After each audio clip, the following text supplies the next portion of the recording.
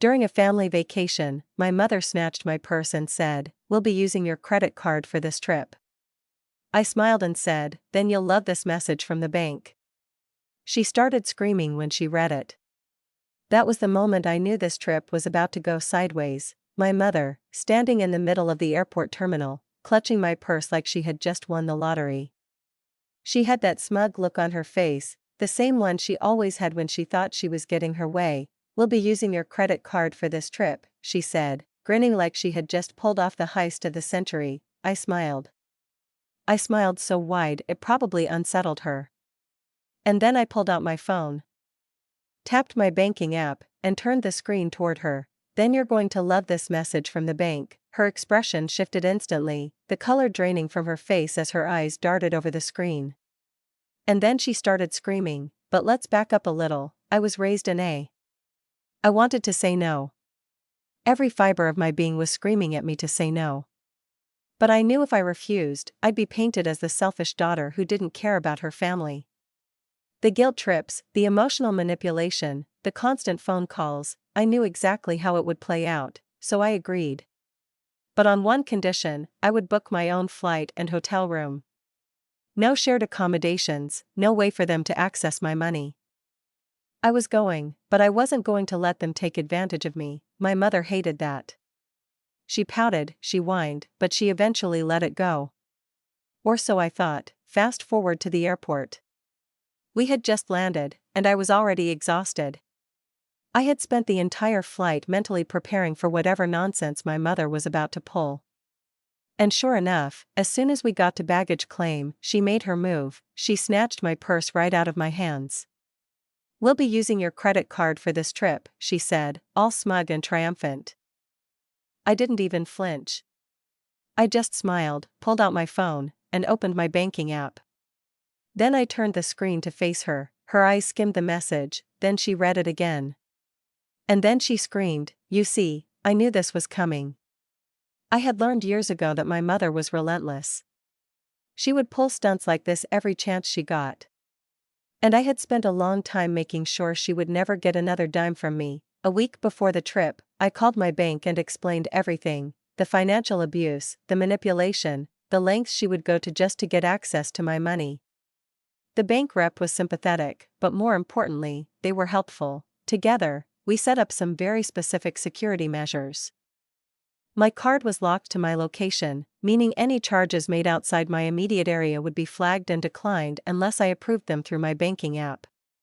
Then, for extra protection, I had my daily spending limit set to exactly $1. My mother stared at my phone, her fingers gripping my purse so tightly that her knuckles turned white. "What did you do?" she hissed. I shrugged. "Bank security." They thought it was weird that I suddenly had all these big charges coming from a place I hadn't been yet. Her face twisted in fury. "Fix it right now." But my mother wasn't the type to take defeat gracefully. She was already plotting. I checked into my hotel, feeling pretty damn proud of myself. My room was on a different floor from my parents', a deliberate move on my part. I needed space. I needed a buffer, but the next morning, the real nightmare started. I woke up to banging on my door. Not knocking, banging, like someone was trying to break it down. I groaned, rolled out of bed, and checked the peephole. It was my mother. And she was furious. I barely had time to brace myself before she started screaming through the door. "Open this door right now. We need to talk." I sighed, debating if I should just pretend I wasn't in. But I knew her. If I ignored her, she'd just make an even bigger scene, so I cracked the door open an inch, keeping the chain locked. "What?" She shoved a crumpled piece of paper through the gap. "The front desk says our card was declined. We can't check into our room." "Fix it." I stared at her. "You didn't prepay?" she scoffed. "Why would we? We were planning to use your card, obviously." I wanted to laugh. I wanted to laugh so hard I cried. Instead, I handed the paper back. "Sounds like a you problem." She slammed her fist against the door frame. "You think this is funny? Where are we supposed to sleep?" I shrugged. "Maybe you should have brought your own money." She lost it. Screaming, threats, the whole 9 yards. She accused me of abandoning my family, of humiliating her, of ruining the trip. Then I remembered, he was just as guilty. He never stopped her, never stood up for me, never once told her she was out of line. I shook my head. Not my problem, and then I closed the door in her face, but she wasn't finished. An hour later, my phone started blowing up. Calls, texts, voicemails. I ignored them all. Then came a knock on my door. A polite one this time. I checked the peephole. Not my mother. Not my father. Hotel security, I sighed, knowing exactly where this was going. I opened the door. What's the issue? The security guy gave me a tight smile. Your parents are at the front desk. They're saying you stole their money and left them stranded. I laughed, a full, genuine laugh. You're kidding, right? He didn't laugh back. They're insisting you let them stay in your room. Oh, hell no. I crossed my arms. Do they have proof that I stole anything? He hesitated. Well, no, but I cut him off. Then they're lying. I booked my own room. I paid for it with my own money. They tried to steal from me, and now they're facing the consequences.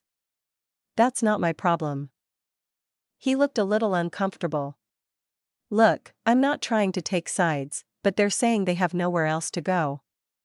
The hotel is fully booked. I raised an eyebrow. Not my problem, another voice chimed in from behind him.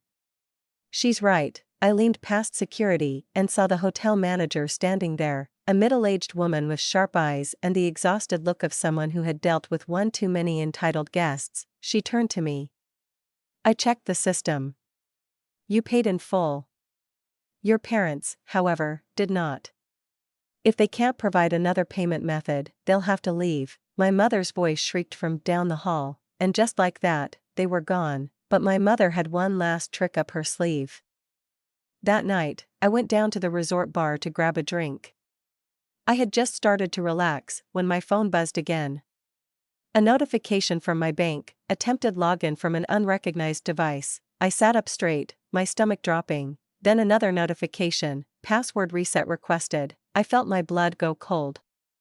I knew exactly what was happening. I sprinted back to my room, locked the door, and pulled up my banking app. Sure enough, someone, I wonder who, had tried to reset my password. I immediately changed everything. New password, two-factor authentication, security alerts cranked to the max. Then I did something I should have done a long time ago. I called my bank and put a fraud alert on my account. And then I sent my mother a text, nice try. Hope you enjoy the rest of your trip. No response, but the next morning, I got a call from my dad. She's saying you locked her out of the bank. I smiled. No, I locked me out of the bank. She just happened to be trying to break in at the time. Silence. Then he sighed. You know how she gets. Yeah, I said. And I'm done with it, and that's when I made my final move. But trust me, my mother didn't take it well. I was done playing defense. It was time to go on the attack. I had spent my whole life letting my mother get away with things. She'd lie, manipulate, steal, always with the excuse that she was my mother and that family takes care of each other. But this? Trying to break into my bank account? That was crossing a line even she couldn't excuse, so I made a decision. I pulled out my laptop, logged into my accounts, and did something that would change everything. I froze my credit. That meant no new accounts could be opened in my name. No loans, no credit cards, nothing. Even I wouldn't be able to do it without going through layers of security. Then I pulled up my bank transactions. And that's when I found something disturbing. My mother had already gotten into my finances. There it was, a series of small withdrawals over the past 6 months. Nothing big, 20, H-E-R-E, 20 here, 50 there, always spaced out just enough that I hadn't noticed. I felt sick. She must have found a way to access my account before this trip. Maybe she had gotten my card information from somewhere, or maybe she had convinced a bank teller she was acting on my behalf. Either way, I was done. I called my bank again, reported the fraud, and requested a full audit of every account in my name. I had them reissue my card, change my security questions, and block every single device that had ever accessed my account, even my own. It was nuclear-level security. Then I texted my mother, "Hey mom, just letting you know I found all the money you took. The bank is investigating now. Expect a call soon." The response came instantly, "How dare you? We're family. I didn't steal anything. You're being crazy." I ignored it. I was already on to my next move. I called my dad. I knew he wouldn't defend me, he never did, but I needed to hear it from him. "Dad," I said as soon as he answered, "did you know Mom was taking money from me?" Silence. Then he let out a long sigh. "She told me you were helping us out." I didn't ask questions, I closed my eyes. "So you knew." More silence. "Then, she told me you'd be fine with it." I let out a bitter laugh. "Well, the bank isn't fine with it." His voice changed. "Wait, what did you do?" I reported it. "Fraud. The bank is investigating." His breath hitched. You can't do that." I gritted my teeth. "Watch me." Then, the biggest twist yet, an hour later, my sibling called me. They were younger than me by a few years, the golden child, the one my mother had always put on a pedestal. They never got treated like I did, so when I saw their name pop up, I hesitated. Then I answered, "What?" They hesitated too. Then, in a shaky voice, they said, "She did it to me too." I sat up.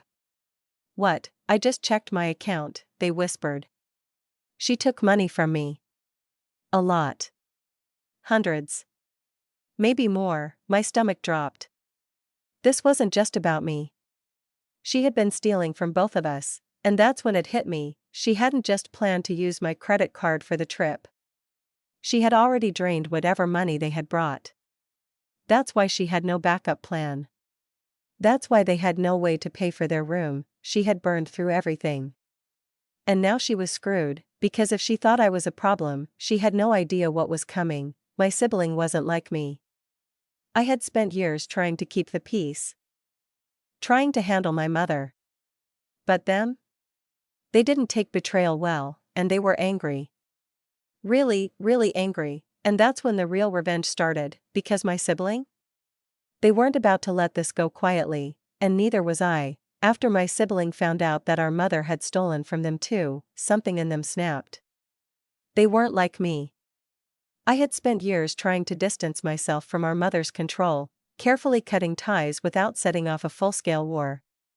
But my sibling? They had never been betrayed like this before.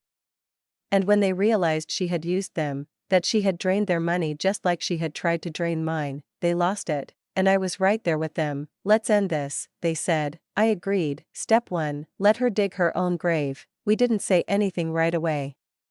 We let my mother think she had gotten away with it.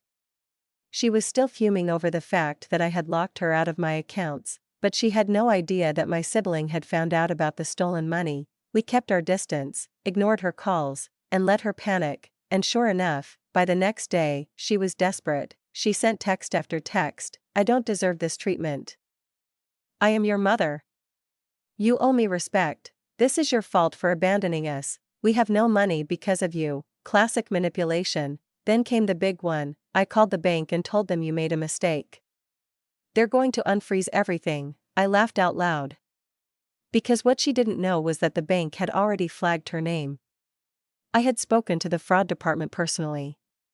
They knew she was lying, but that wasn't even the best part. Step 2, hit her where it hurts. While my mother was busy blowing up my phone, my sibling was working on something else, pulling up her entire financial history, and what they found? It was worse than we thought. Our mother wasn't just bad with money. She was in serious debt. Credit cards maxed out, late fees, personal loans, she was drowning.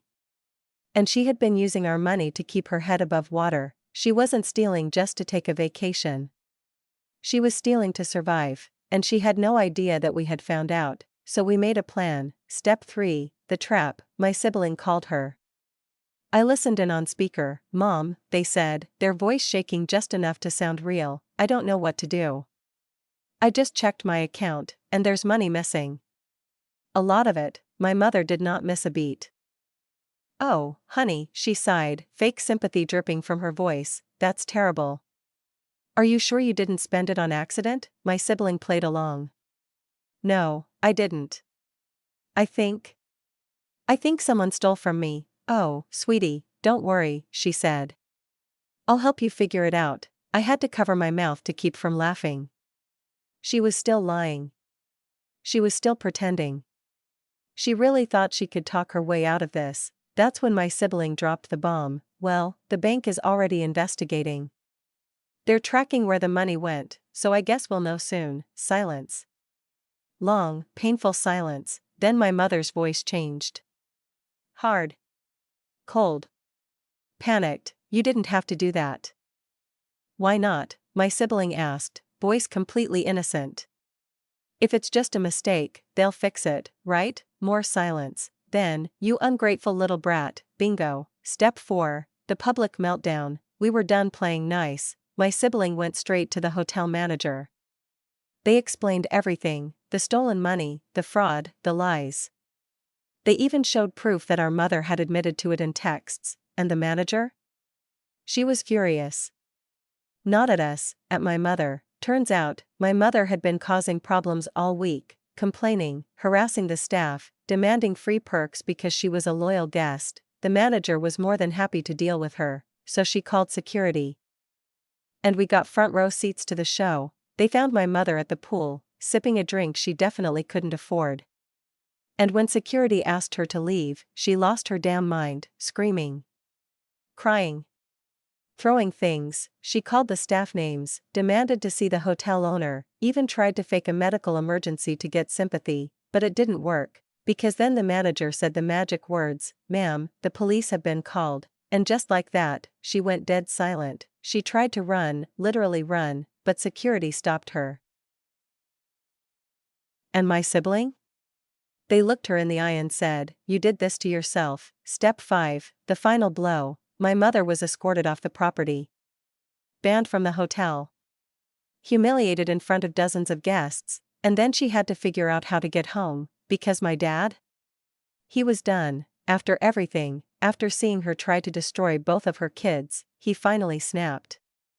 He booked himself a separate flight home and left her stranded. She had no credit card, no money, no way to book a flight, and we enjoyed the rest of our vacation without her. The aftermath: when I got home, I followed through with the bank investigation. They confirmed it, she had stolen thousands from me and my sibling over the years. We pressed charges, and guess what? She got hit with fraud charges. The court forced her to pay back every penny. And when she couldn't, they froze her accounts. She lost everything. She called me, crying, begging for help. I blocked her number. The sweetest revenge. Now, years later, my sibling and I are thriving. We have real financial security. We take vacations, ones we actually pay for, and my mother? She's still drowning in debt. Still crying to anyone who will listen. Still blaming everyone but herself, but we're free, and that is the best revenge of all. If this story resonated with you, take a moment to reflect. Are there areas in your life where you need to set boundaries or stand up for yourself? Whether it's protecting your finances, your dreams, or your peace of mind, the first step is always the hardest, but it's worth it. If you found this story empowering, hit the like button, share it with someone who might need a reminder of their own strength, and subscribe for more stories of resilience and triumph. Remember, the best revenge is living well. So, what's your next step toward freedom and success? Let's build our own stories, one brave decision at a time.